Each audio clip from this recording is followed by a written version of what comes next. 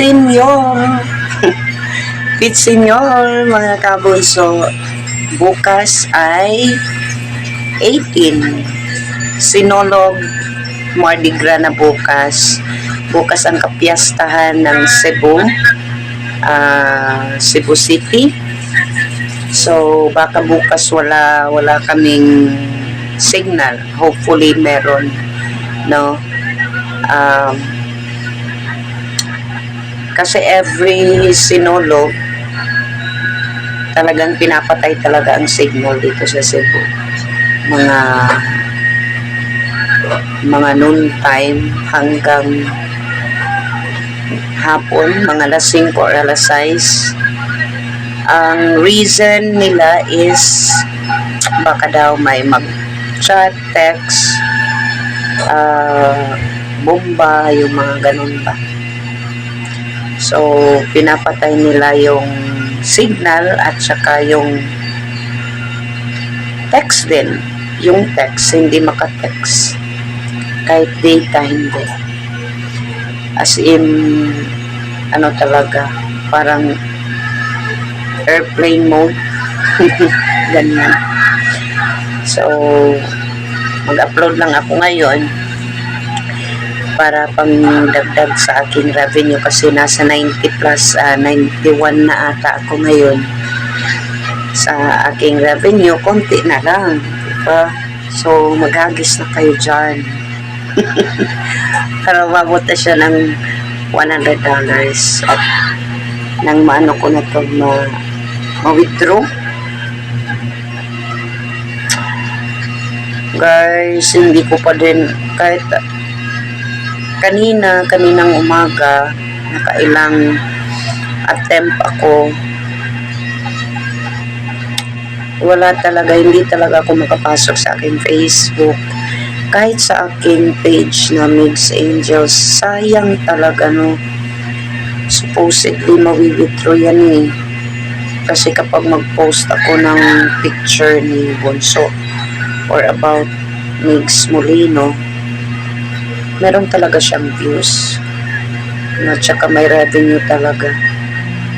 So, sayang, nasa 18 na ata, 18-19 ang revenue ng Mix Angels na page sa Facebook. Pero hindi ko madagdagan for now because hindi po ako makalagin kasi connected kasi yung account ko sa Jean Balili, Jean Elilab, doon sa Mix Angels. Iisa lang ang license, switch ko lang siya. So either kung saan ako makalagin sa Mix Angels pa, makakalagin din ako sa aking Jean Elilab.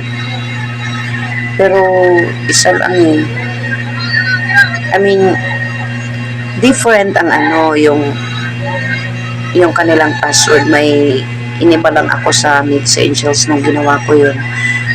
But, switch ko lang. Once makalagin ako sa isa, makakalagin din ako doon sa ano. Anyways, wala na talaga akong pag-asa. So, i-add nyo na lang ako dito, no? Kung sinong makaka-add sa akin. Hindi ko din ma-open ang ano dito eh. Only messenger lang din. Kakainis.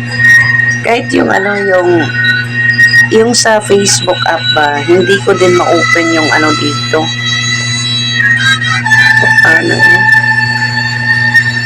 Nanonood ako ng live coverage ng Sinulog.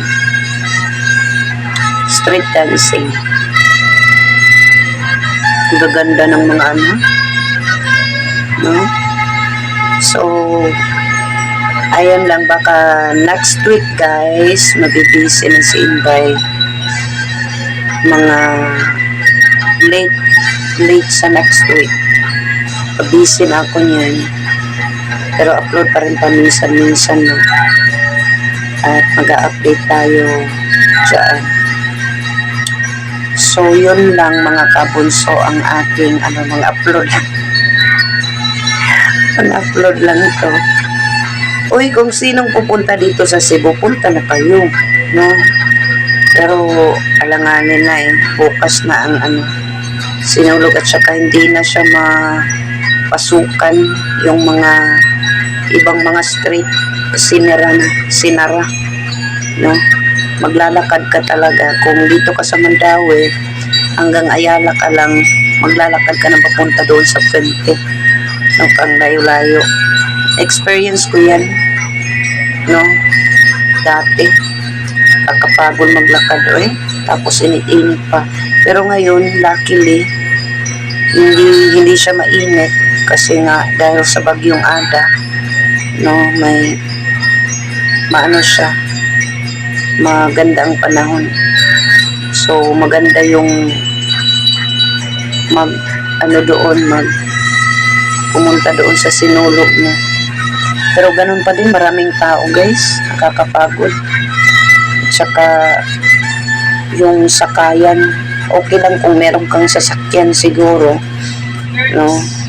Meron kang sasakyan. Kasi kapag uwian na, ay, Ginoo ko. Aabutin ka ng siyam-siyam makauwi ka sa bahay. Ganyan talaga ang sinulog. Kahit saan naman, diba? So, yun lang.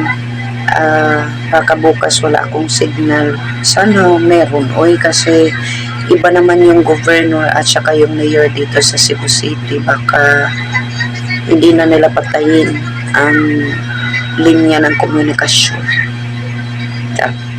Katagalog sa Inday, no? So, ayun, Pitsenyor, mga kabunso. At, ayan na, magpapahinga na ako. Magandang gabi po sa inyong lahat.